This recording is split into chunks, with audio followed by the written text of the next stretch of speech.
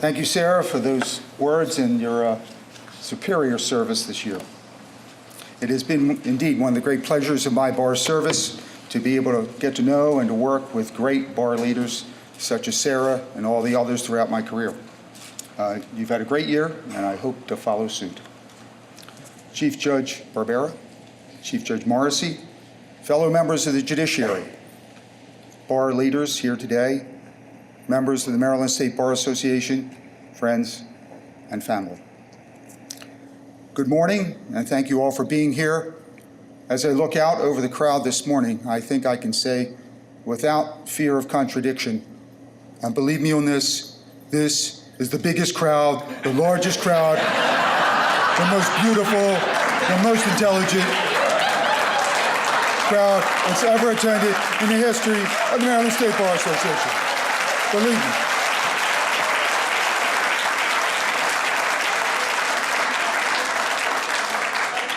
I'm sorry, I couldn't resist that one. This morning, I would like to address just a few topics. First, I'd like to share a little bit of my personal story and introduce my family. I'd like to address some of the goals we'd like to see the MSBA achieve this year, and I'll offer some proposals how we can get there. First, on a personal note, when I was putting this speech together, I was initially reluctant to include much in the way of my own story. I just didn't think it was all that important. But my good friend, Paul Carlin, who has observed at least 31 of these speeches, persuaded me that I should put some personal information in about myself.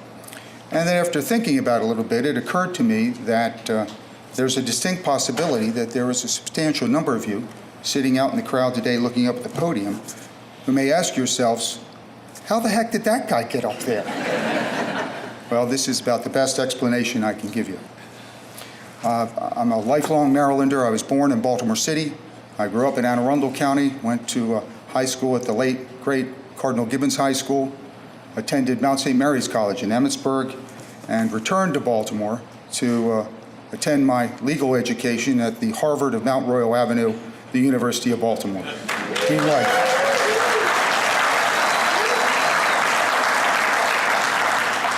Don't look so bad, Dean Tobin. It's okay.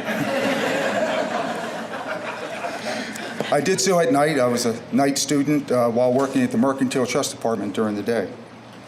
During my last year in law school, I left to have a clerkship with the Honorable John Rain in Baltimore County, a fabulous judge, so experienced. He had been a judge almost as long as I'd been alive at that point.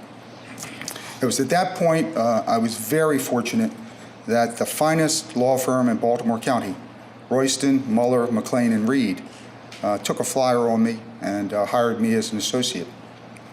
At Royston, I had the opportunity to work with great lawyers, such as Dick Reed and Tom McDonough, who's here this morning.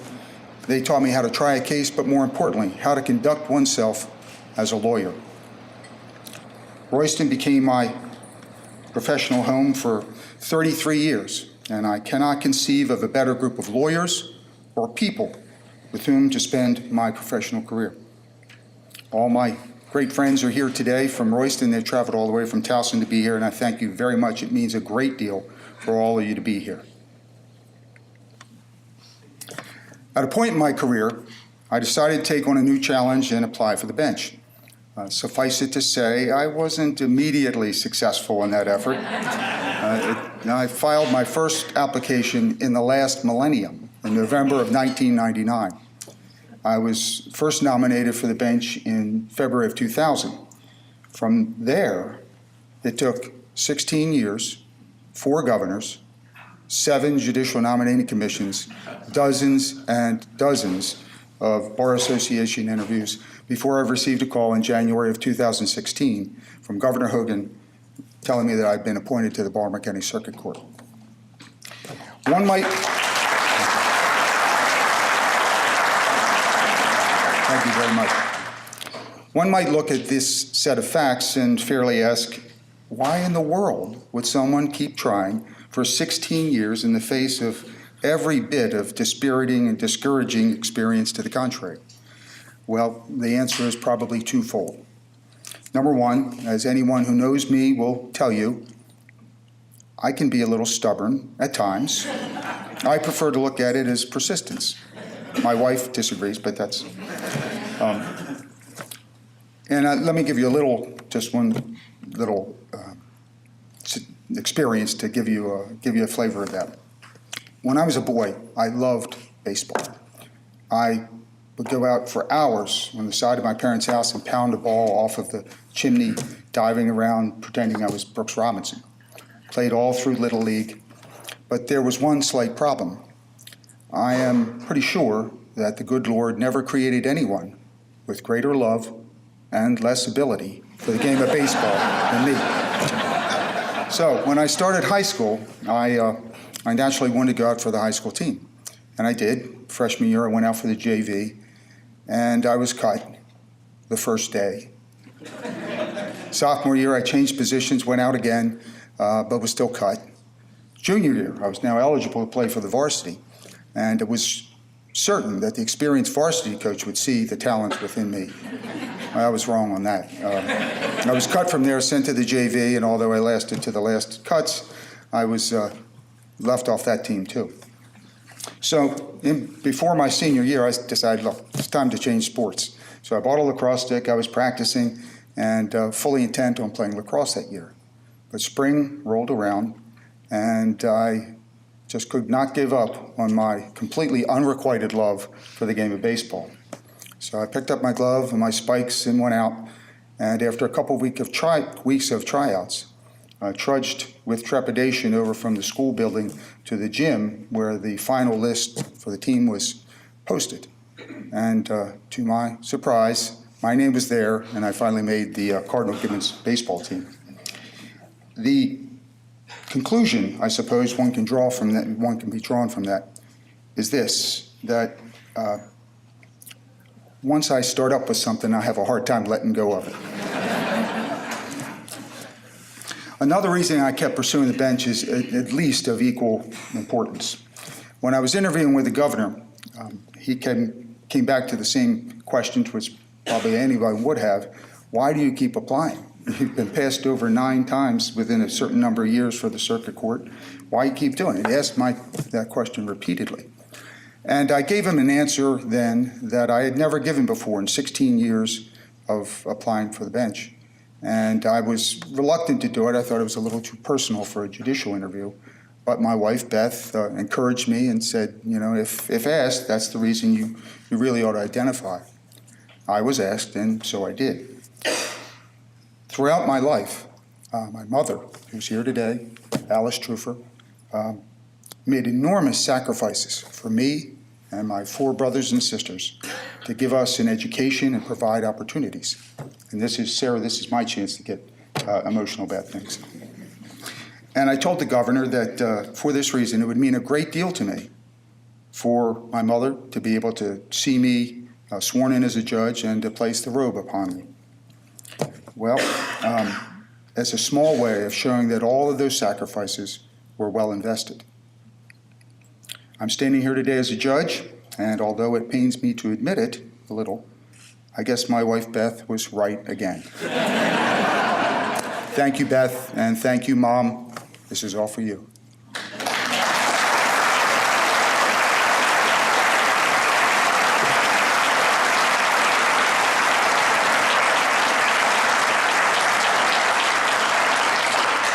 Turning to my involvement with the Maryland State Bar Association, my participation was encouraged at a very early stage by the partners at Royston, Muller, McLean, and Reed.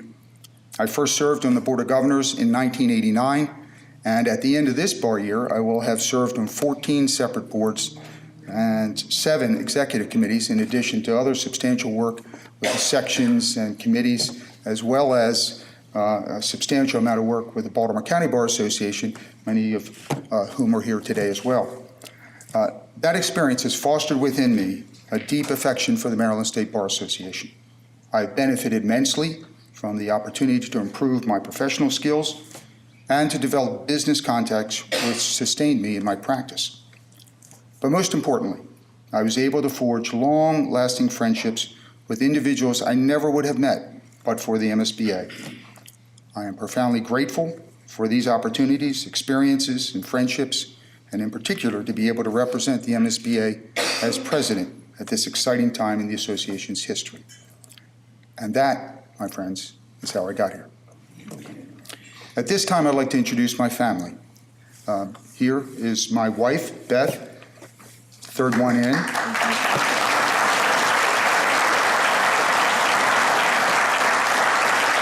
Beth, you've been my constant support and counsel and love. Thank you, and I look forward to standing by you the rest of this year, all the way through, step by step, as you always have been. Thank you. My mother, Alice Truffer, I just introduced a little bit. Mom, you know I wouldn't be here without you. It has been said that it takes a village to raise a child. I must admit, in my case, I think it took a mid-sized metropolis that my mother was able to manage. So, Mom, you've been that to me and so much more. Thank you.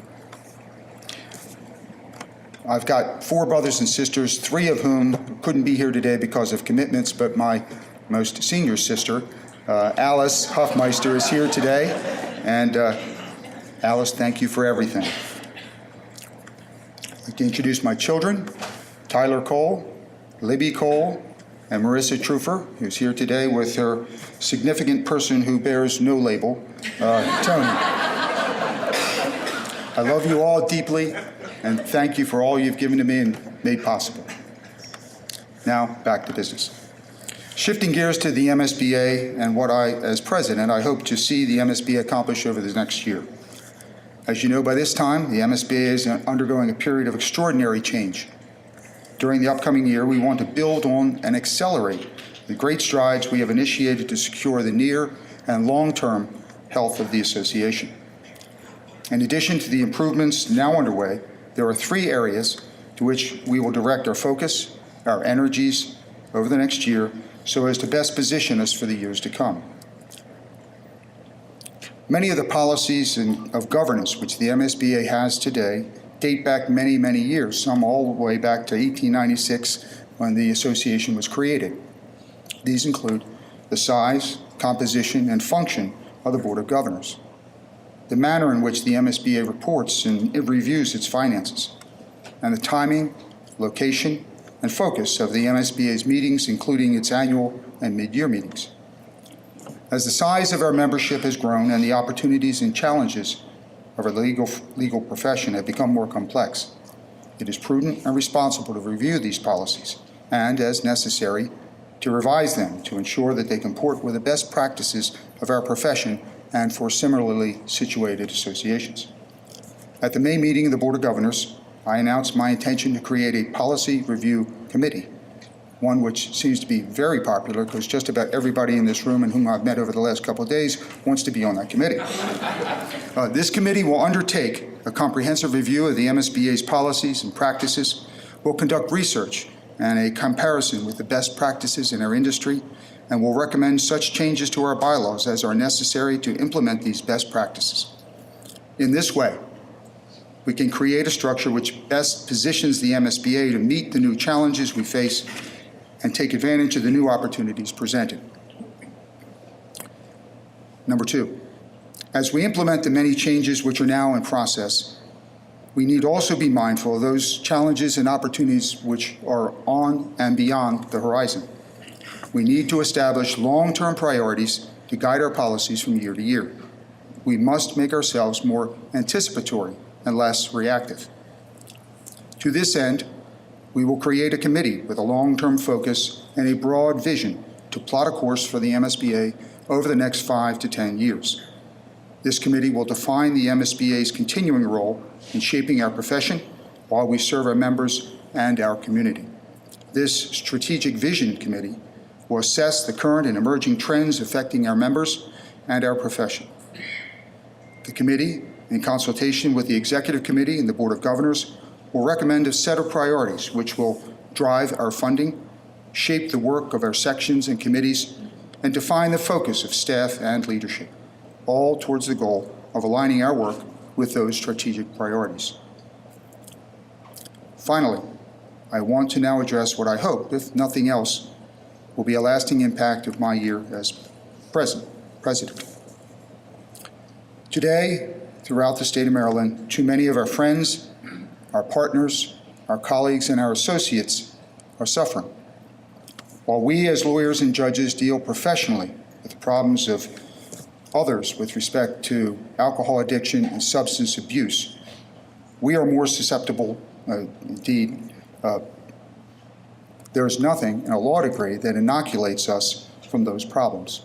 Indeed, as a profession, we are more susceptible than the general population to the incidence of depression and alcohol and substance abuse. My Marco Rubio moment. That's it. These problems crush lives, ruin careers, and harm our clients and our community. How big is this problem? In 2016, a groundbreaking study jointly commissioned by the American Bar Association and the Hazelden Betty Ford Foundation published a report which was in the Journal of Addiction Medicine. The study was the first of its kind in 25 years and included nearly 13,000 practicing lawyers. It found that whereas an estimated 7% of adults in the United States qualify as problem drinkers, the percentage of practicing lawyers who qualify as problem drinkers skyrockets to between 21 and 36%.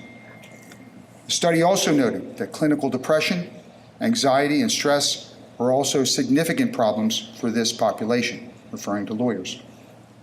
The study concluded that, quote, compared with other populations, we find that the significantly higher prevalence of problematic alcohol use among attorneys to be compelling and suggestive of the need for tailored, profession-informed services. This problem in our profession is not restricted to practicing lawyers. The Hazelden study found that for many participants, their drinking problems began in law school and continued through their years of practice. This conclusion was supported by another study, also published in 2016, of 3,300 law students, which appeared in the Journal of Legal Education.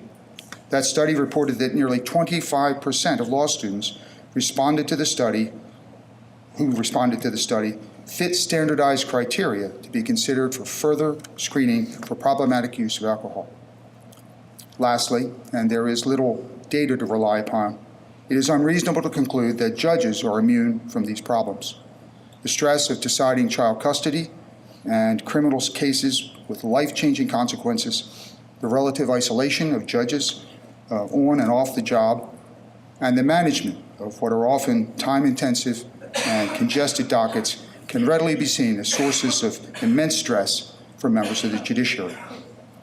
Moreover, by the nature of their position within our profession, judges may be even less likely to seek help than our lawyers. This is borne out by the fact that all lawyer assistance programs across the country report a very low rate of judges seeking help. While the Hazelden study is the largest and most revealing to date on this subject, these conclusions that it reached should not be surprising. I'm willing to bet that nearly everyone in this room today has had some exposure to these problems, either directly or through a family member, a colleague, or a friend. Yet it is the very nature of the disease. And yes, we need to move to a point in agreement with the medical profession that alcohol addiction and substance abuse is a disease. It is the insidious nature of that disease that demands from those afflicted an extraordinary degree of secrecy and denial, conditions which hamper diagnosis and treatment. Lawyers, judges, law students, all suffering from a disease and in need of treatment and compassion, not ostracism and scorn. As leaders of our profession, we must act. We must look at this problem in a different way and with a greater urgency. Last August, the ABA's National Task Force on Lawyer Wellbeing produced an enormously important report entitled The Path to Lawyer Wellbeing. It is a 72-page set of recommendations for use by bar associations, the judiciary, law schools, attorney and judicial discipline regulators, legal employers, professional liability insurers, and lawyer assistance programs. The goal is to create what it describes as a profession-wide action plan to combat this threat to our profession, its members, and the broader community we serve. I've begun discussions about this problem with many of the stakeholders in Maryland. Jim Quinn, the director of the MSBA Lawyer Assistance Program, Chief Judge Barbera of the Court of Appeals, Bar Counsel Lydia Lawless, Judge Mike Reed, Chair of the Judicial Disabilities Commission, Law School Deans Ronald Weish and Donald Tobin, and Attorney Al Frederick for the professional liability insurers. Each of these groups has a profound interest in combating the mental health issues of depression and alcohol and drug abuse which afflict Maryland's lawyers, judges, and law students. It is my goal for the MSBA over the next year, in partnership with these stakeholders, to develop for Maryland a coordinated effort consistent with the recommendations of the ABA Path to Lawyer to Well-Being Report, to acknowledge the problems of alcohol addiction and substance abuse and to promote their awareness, to expand the availability of treatment for these conditions, to destigmatize and encourage those who need treatment, and to emphasize the confidentiality of that treatment. To meet this challenge is both an act of humanity for those lawyers who need our help and critically necessary to meet the responsibilities to our community and to our profession. Before I conclude, I would like to make one final point. Over the last 1.5 years, the MSBA has had to make many difficult choices with regard to its future course.